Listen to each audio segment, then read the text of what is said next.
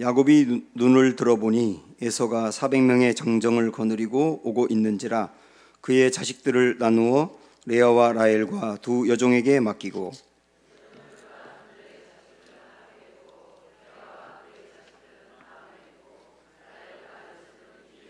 자기는 그들 앞에서 나아가되 몸을 7번 땅에 굽히며 그의 형 에서에게 가까이 가니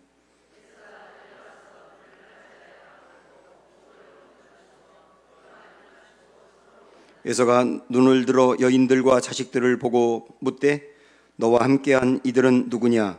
야곱이 이르되 하나님이 주의 종에게 은혜로 주신 자들이 자식들이니이다.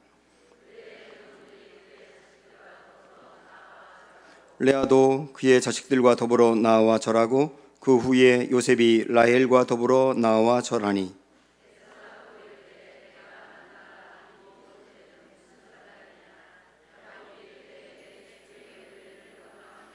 에서가 이르되 내 동생아 내게 있는 것이 족하오니 내 소유는 내게 두라.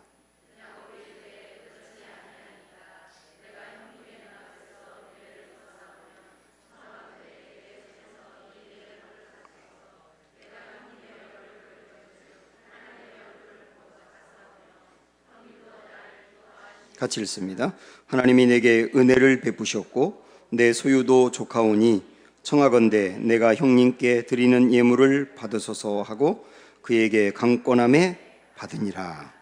아멘. 네, 유명한 말씀입니다. 제가 부분적으로 드렸던 말씀 좀 종합적으로 이렇게 정리를 해봤는데요.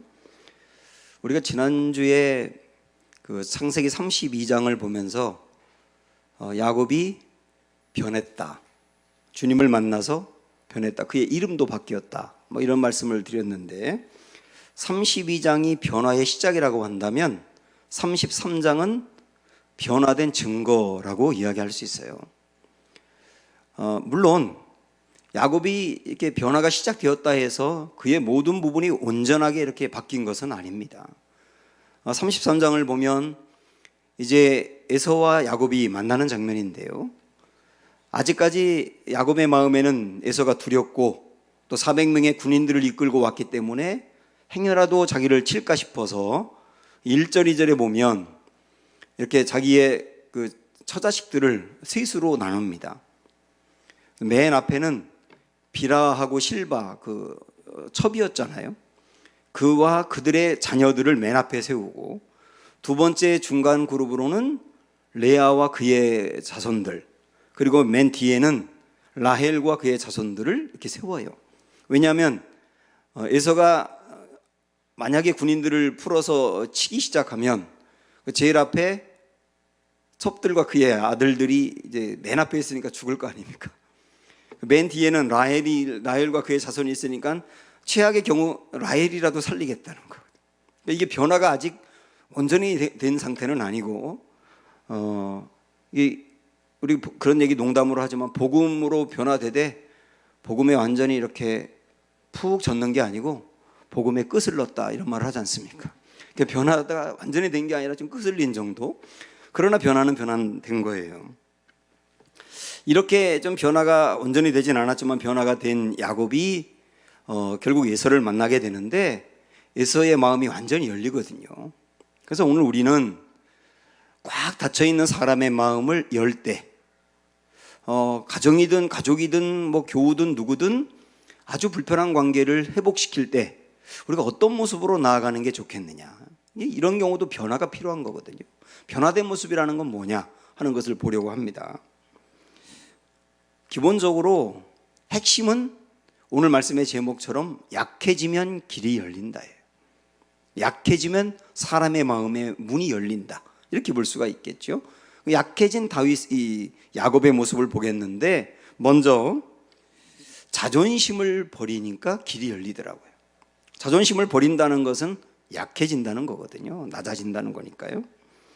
오늘 우리가 읽었습니다만 3절에 보면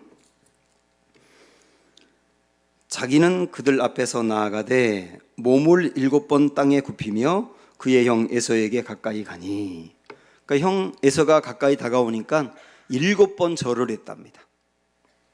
형한테 7번 절을 했다 그랬는데요. 7번 절을 하는 경우는 이때 당시에 2번 있었어요. 첫 번째는 왕이 행차할 때.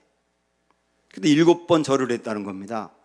그리고 굉장히 큰 죄를 저질러서 자기의 생명을 구원해 달라고 요청할 때, 그럴 때 7번 절을 했다는 거예요. 그런데 그 형 앞에 나아가면서 이 야곱은 7번 절을 한 겁니다. 마치 왕이 행차하는 것처럼. 두 사람이 쌍둥이 아닙니까? 쌍둥이고 약간 먼저 형이 태어났지만 그 형 앞에 그렇게 엎드리는 거예요. 자존심을 완전히 내려놓는 겁니다. 5절에 보면은 에서가 눈을 들어 여인들과 자식들을 보고 묻되 너와 함께한 이들은 누구냐? 야곱이 이르되 하나님이 주의 종에게 은혜로 주신 자식들이니이다. 저들이 누구냐? 그러니까 주의 종에게 자식들을 주었다 그랬는데, 여기서 말하는 주는 누굴까요? 예?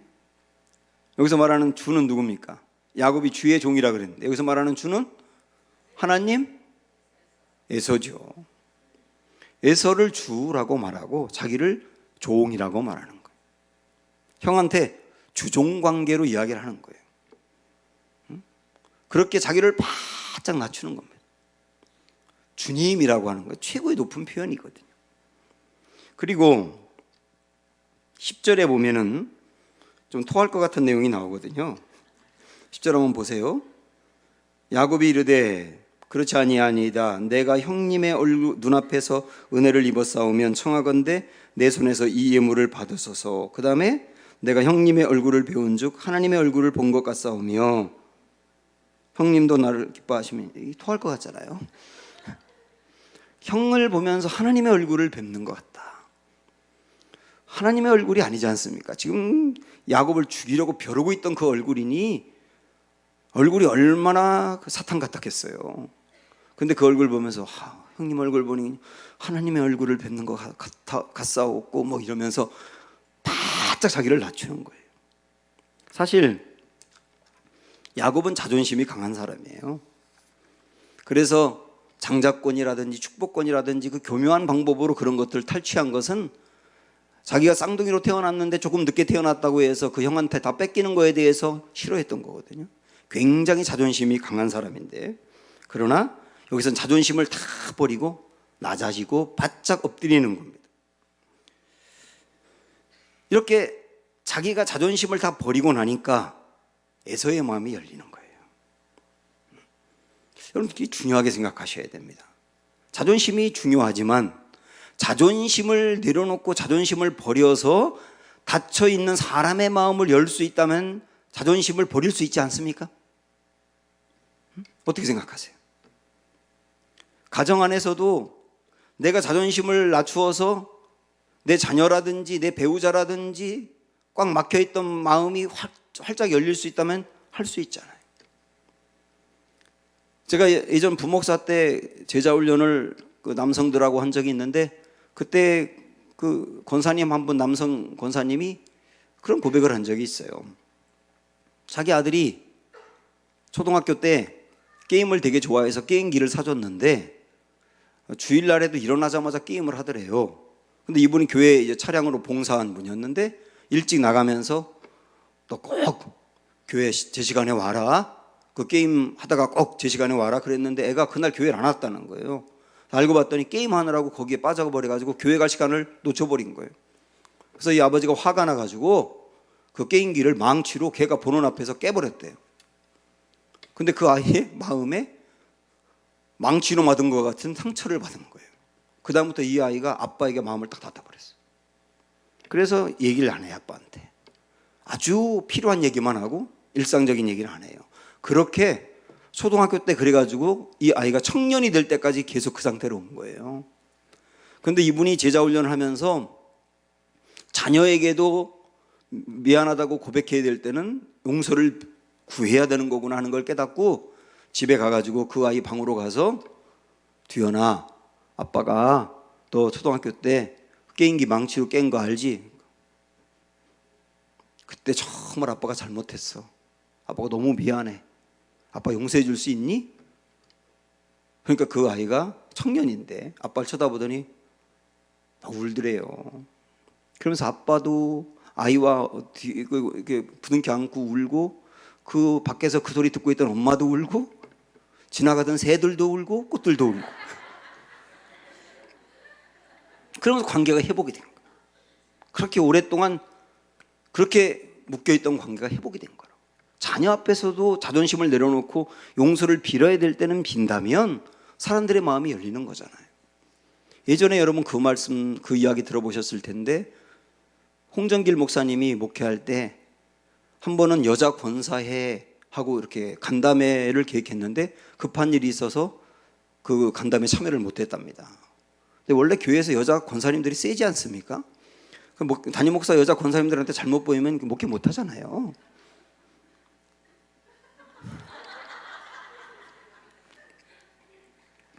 근데 그때 참여를 못 하신 거예요. 그래서 그 다음에 또 날짜를 잡았는데, 그날도 그만 바쁜 일이 있어 또 참석을 못 했다는 거예요. 그래가지고 여자 권사님들이 단단히 삐져가지고 목사님 좀 한번 뵙게 해달라. 그 부목사님이 와가지고 목사님 좀 상태가 아주 심각합니다. 사태가 빨리 가셔야 됩니다. 가서 사과하셔야 됩니다. 그래가지고 홍 목사님이 딱 가서 여자 권사님들이 울그락불그락 하고 있는데 뭐라고 얘기했냐면, 누님들 화 푸세요. 확 풀리잖아요. 응? 그래서 막혀있는 문을 풀 수 있다면, 마음을 열 수 있다면 뭘 못하겠느냐 그 말이에요. 수로보니게 여인도 내 딸의 병을 고치기 위하여 주님 앞에 매달릴 때 주님이 일부러 무시하면서 거들떠도 안 보지만 그래도 계속 매달리고, 내가 개들에게 먹을 걸 줄 수 없다 이렇게 취급을 했는데도 개들도 떨어지는 부스러기는 먹지 않습니까? 그래서 거기서 나온 게 부스러기 선교회가 있잖아요. 그렇게 해서라도 은혜를 달라고 구할 때 주님의 마음이 열리잖아요. 내 자녀의 병을 고칠 수 있다면 내가 자존심 버릴 수 있지 않느냐는 거예요. 여러분, 만약에 내가 누군가에게 7번 절을 하면 그 사람이 교회를 나온다 할 수 있어요? 7번 절을 하면 교회 나오겠다 그럴 때 7번 절을 하실 수 있냐고요? 교회 나올 수 있다면 7번이 10번도 하겠네. 그런 마음이 필요한 거예요. 내 자존심을 낮춰서 그 사람 마음을 열 수 있다면, 이 우리 예수님의 마음이지 않습니까? 예수님이 이 땅에 오신 것도 자존심을 완전히 내려놓으신 거예요. 하나님이 인간이 되셨으니까요. 이 땅에 오셔서 십자가를 지신 것, 뺨을 맞았어요, 침뱉음을 당했어요, 온갖 모욕을 당했어요, 너 자신이나 구원해봐 라고 사람들이 조롱하는 소리를 다 들었어요. 자존심이 완전히 바닥에 내려오지만, 그러면서도 우리의 영혼을 구원할 수가 있다면, 죽을 수밖에 없는 우리를 살릴 수만 있다면 못할 게 뭐 있느냐 하고 하신 게 십자가 아닙니까? 낮아지는 거예요. 약해지는 거예요. 약해지니까 마음이 열리더라. 또 하나, 물질을 통해서 사람의 마음을 열 수가 있다는 거예요. 야곱은 형 에서의 마음을 열기 위해서 자기가 가지고 있는 재산의 상당 부분을 쪼개어서 형에게 줍니다. 한번 32장을 보실까요? 32장 13절부터 15절 보세요. 32장이에요. 시작. 야곱이 거기서 밤을 지내고 그 소유 중에서 형 에서를 위하여 예물을 택하니, 암염소가 무리 얼마입니까? 200마리, 순염소가 20마리, 암양이 200마리, 순양이 20마리, 전나는 낙타가 30마리, 그 새끼요 암소가 40, 또 황소가 10, 암나귀가 20, 그 새끼 나귀가 10. 죄송합니다. 좀 붙여서 읽었어야 되는데. 이 어마어마한 물질을 형에게 준 거잖아요. 보세요, 여러분, 얼마나 많은 물질을 형에게 주는가. 원래 야곱은 물질에 대한 집착이 강한 사람입니다. 성공하고 싶고 돈 벌고 싶고. 그래서 거기 집착도 강하고, 이 지금 짐승들, 이 동물들 형에게 쪼개서 줬는데 말이죠, 이것을 벌려고 야곱이 얼마나 고생했냐고요. 눈붙일 겨를이 없이 일했다고 했잖아요. 눈붙일 겨를이 없이 일했다. 그리고 노예처럼 일을 했고, 정말 고생하고 자기 임금을 이 외삼촌이 속이는데도 불구하고 계속 일을 해서 결국 번 게 이거거든요. 이렇게 고생하고 노예처럼 살면서 이 재산을 벌었는데 그 재산을 뚝 쥐게서 형에게 주는 거예요. 이 야곱을 약사 빠른 사람이라고 할 수 있어요? 오히려 내게 있는 물질을 쪼개어서 사람의 마음을 열 수 있다면 그 물질이야말로 귀한 거 아닙니까? 내가 물질을 쪼개서 그 사람에게 주었을 때 그 마음이 열릴 수 있다면 그거 못할 거 아니잖아요. 어떤 전도를 잘하는 권사님이 아마 우리 한미래 권사님 같이 전도를 잘한 것 같아요. 교인들 많은 사람들을 인도해서 1년에도 뭐 수십 명씩 이렇게 전도하고 그러는 분이었다고 합니다. 근데 그분은 사람을 전도해서 교회 등록시키는 게 그게 얼마나 어렵습니까?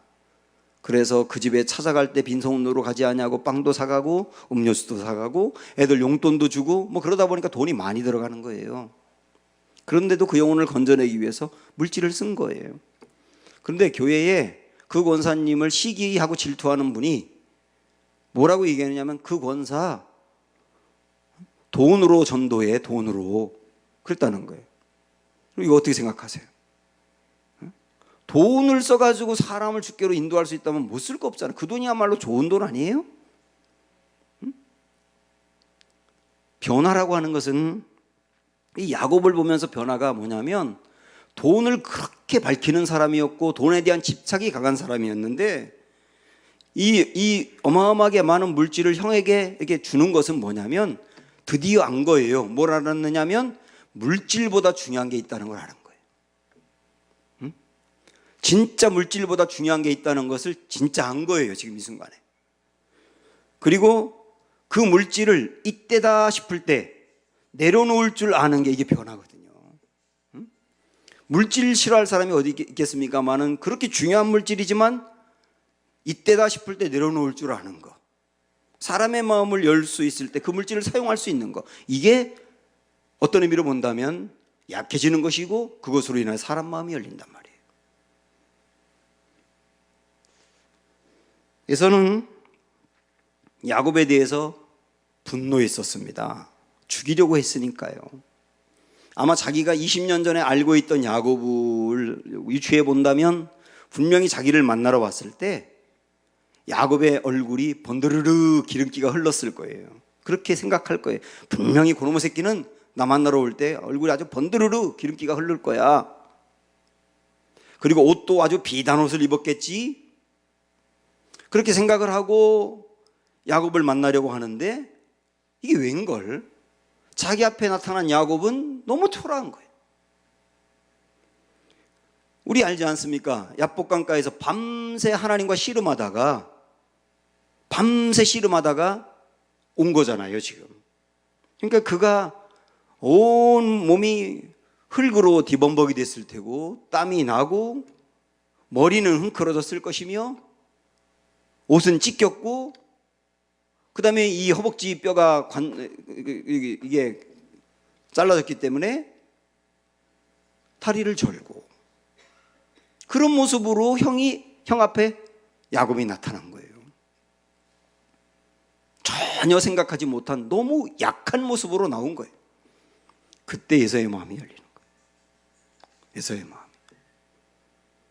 그래서 한번 여러분 4절 보세요. 오늘 말씀 4절. 에서가 달려와서 그를 맞이하며 안고 목을 어긋 맞추어 그와 입 맞추고 서로 우니라. 죽이려고 했었는데 그 동생을 자기 눈앞에 나타난 야곱은 너무 약한 모습이니까 오히려 불쌍한 마음이 들어서 달려가서 그를 껴안으면서 마구 우는 거예요. 여기 나와 있지 않지만 이러지 않았겠어요? 야 이놈아, 너 이게 꼴이 뭐냐? 얼굴은 왜 이렇고 머리는 왜 이렇고 옷은 왜 찢겼고 다리는 왜 저러? 너 이게 뭐야? 이렇게 하지 않았겠어요? 약해졌어요. 너무 약한 모습으로 왔어요. 그러니까 오히려 마음이 열리더라는 거예요. 약하면 사람들의 마음도 약한 사람을 보면 열리게 돼 있습니다. 미국에서 유학하는 사람들 제가 그 친구들한테 나중에 들었는데 유학할 때요, 처음에 가가지고 언어도 통하지 않고 그래서 숙제를 내줬는데 숙제가 정확히 뭔지도 모르고 막 헤매면서 처음 공부를 시작할 땐 미국의 학생들이 다 도와준대요. 왜냐하면 약하니까. 그래서 숙제는 이렇게 해야 되는 거라고 알려주는데 나중에 이제 언어가 튀고 공부를 한국 그 학생들은 잘하지 않습니까? 그래서 나중에는 1등으로 올라가면 그 다음부터는 맹대하기 시작한다. 사람도 약한 모습을 보면 마음이 열리지만 너무 강한 사람 앞에서는 더불어 강해지는 거거든. 다윗이 평생 자기와 함께할 사람들을 어디서 만났습니까? 골리앗을 죽이고 승승장구할 때 그 사람들 만난 게 아니고 아둘람 굴에 몰래 숨어서 간신히 숨어서 피해 있고 언제 사울이 보낸 사람들이 들이닥쳐서 자기를 죽일지 모르는 그 급박하고 위험한 상황에서 오히려 사람들이 자기를 찾아왔잖아요. 600명의 사람들이 찾아와서 그들과 함께 아름다운 정권을 만들지 않습니까? 다윗에게 사람들이 몰려온 건 약할 때 몰려왔다. 내가 약해지면 원수도 마음을 연다. 이게 원리예요. 그래서 때로는 하나님은 우리를 약하게 할 때가 있어요. 야곱이 강한 사람이고 강한 사람이었는데 여기서 바짝 그를 약하게 만들어놔서 혈기가 왕성하고 자기를 죽이려고 하는 형의 마음을 열었단 말입니다. 하나님은 그래서 우리를 때로 약하게 만들 때가 있구나. 약하게 만들 때는 오히려 그 일을 통하여 묶였던 것이 풀리고 사람의 마음이 열리며 하나 되게 할 수 있는 기회가 될 수도 있구나. 주님이 약하게 하실 때는 이유가 있겠구나. 그럼 그 약한 모습으로 나아가면서 은혜를 구하면 되는 거예요. 이렇게 함으로 인해서 묶였던 모든 관계들이 풀리고 회복되는 은혜가 있기를 축원합니다. 찬양할까요? 약할 때 강함 대신에